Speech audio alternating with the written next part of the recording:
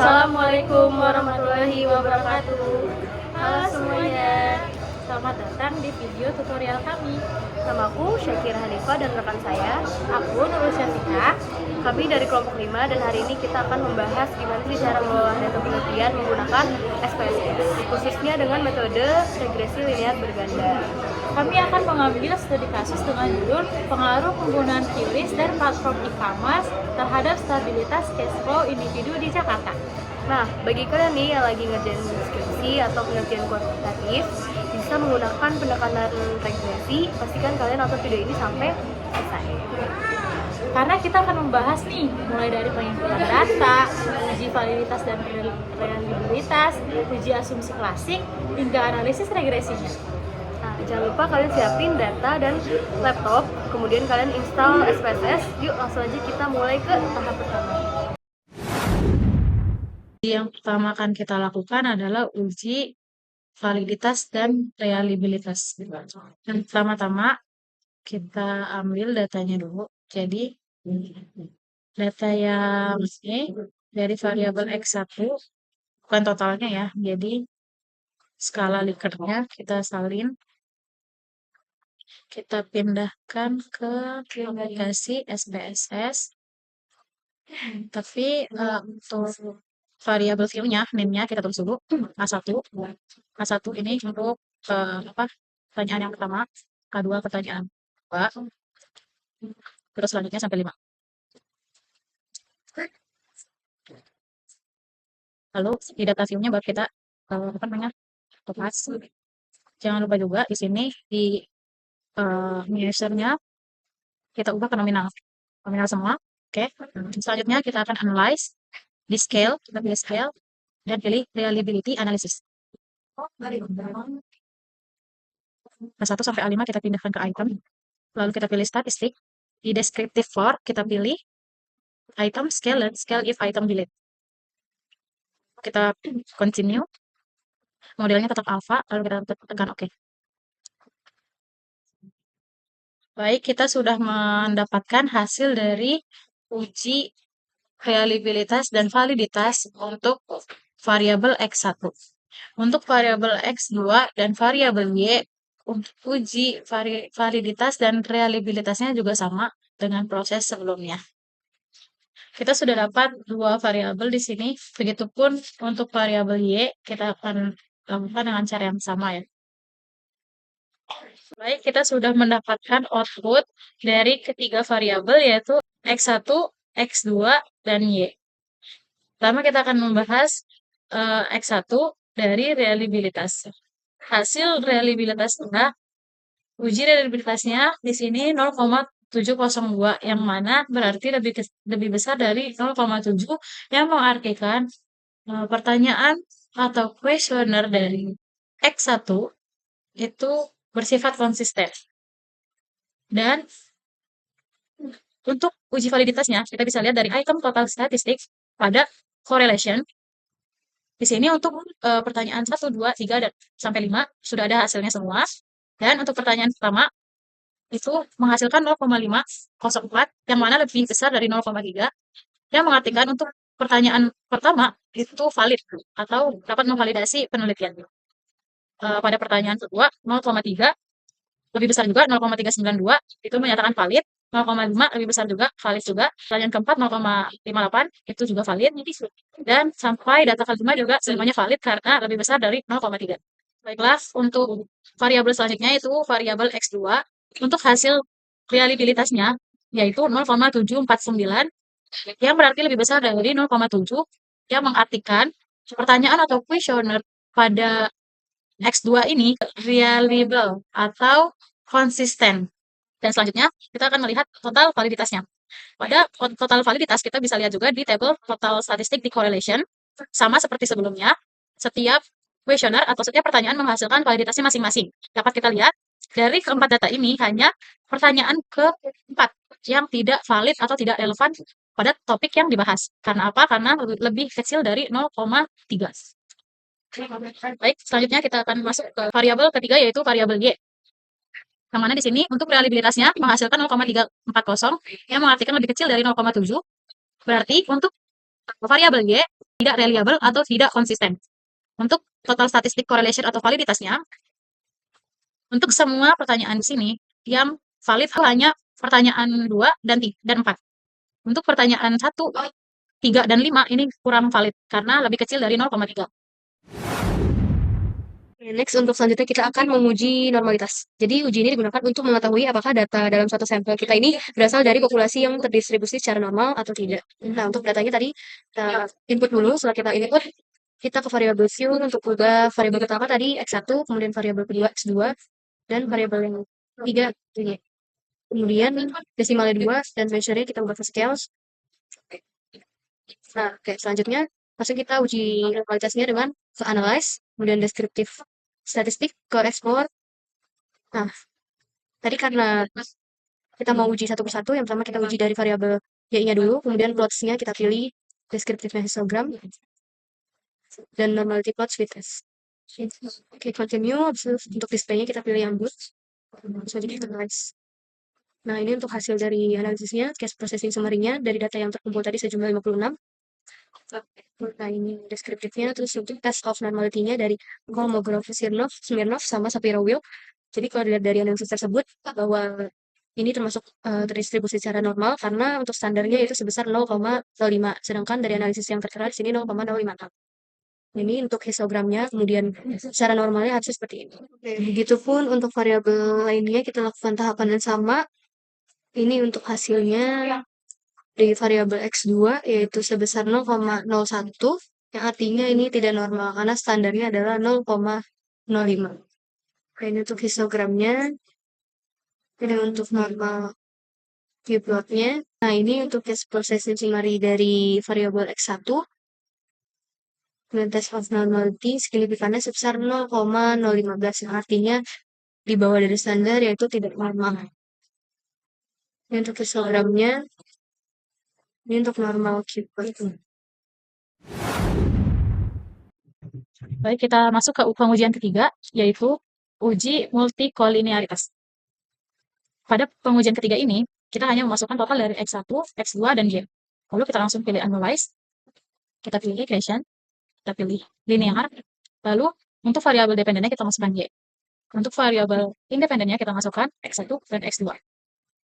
Lalu kita pilih statistik, estimate, dan model fit-nya kita hapus, dan kita hanya pilih di collinearity diagnosis. Jika sudah, kita continue, lalu oke. Baiklah, selanjutnya kita sudah mendapat output dari uji yang ketiga, yaitu uji multikolinearitas. Untuk toleransinya ini tidak sesuai atau lebih kecil dari seharusnya, yaitu 0,100.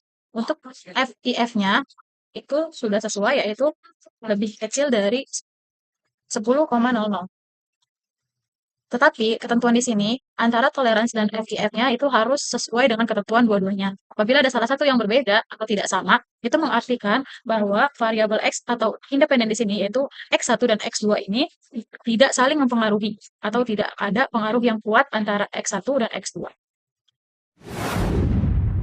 Selanjutnya kita akan menguji heteroskedastisitas, yaitu analisis regresi ketika varian dari residual tidak konstan pada semua tingkat nilai variabel independen.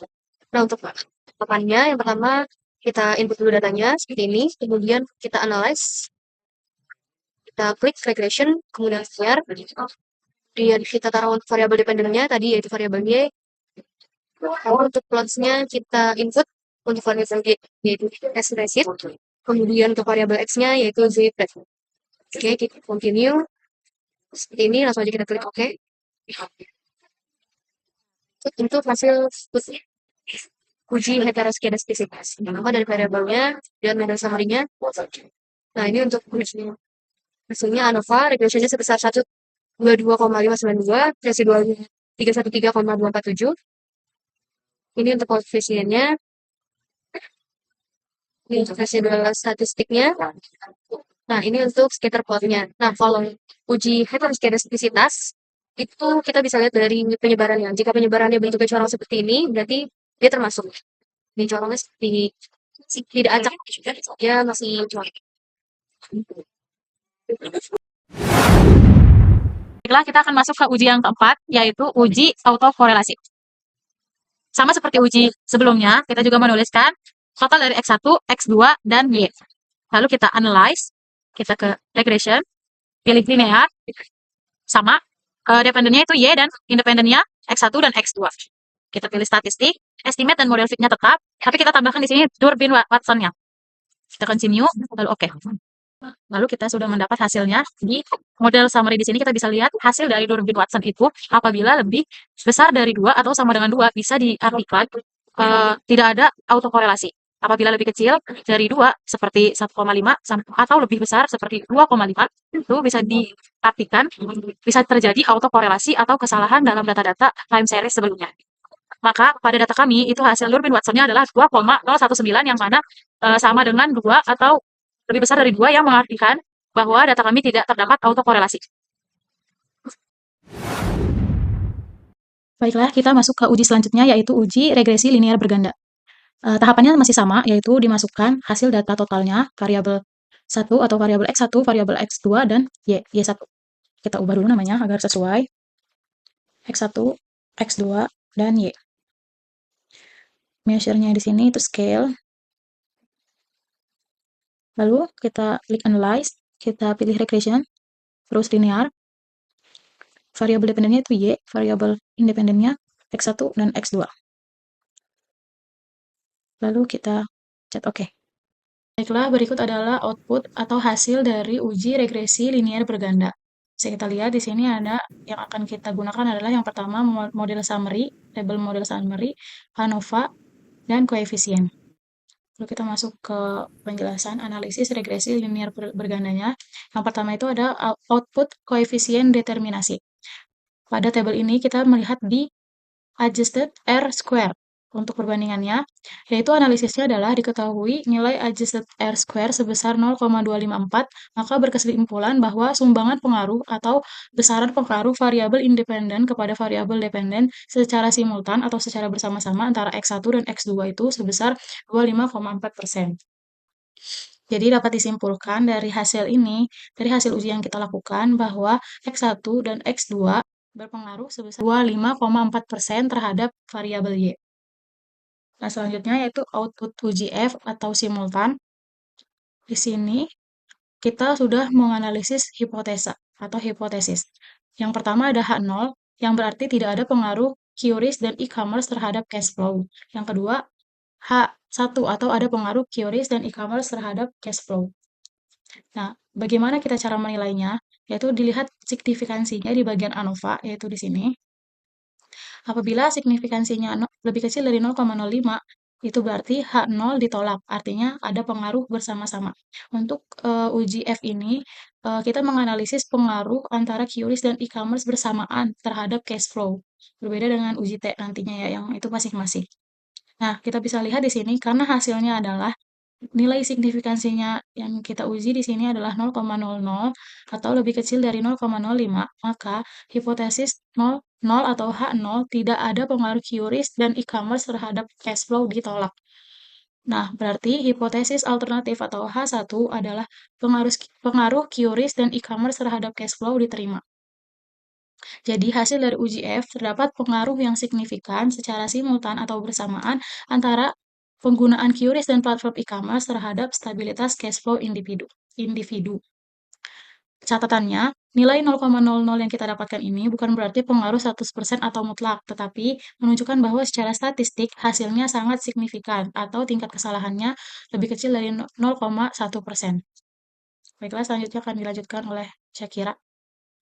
Nah, dilihat dari gambar ini, kita bisa lihat bahwa X1 itu hasil signifikannya adalah 0,27, sedangkan dari variabel X2-nya sebesar 0,01.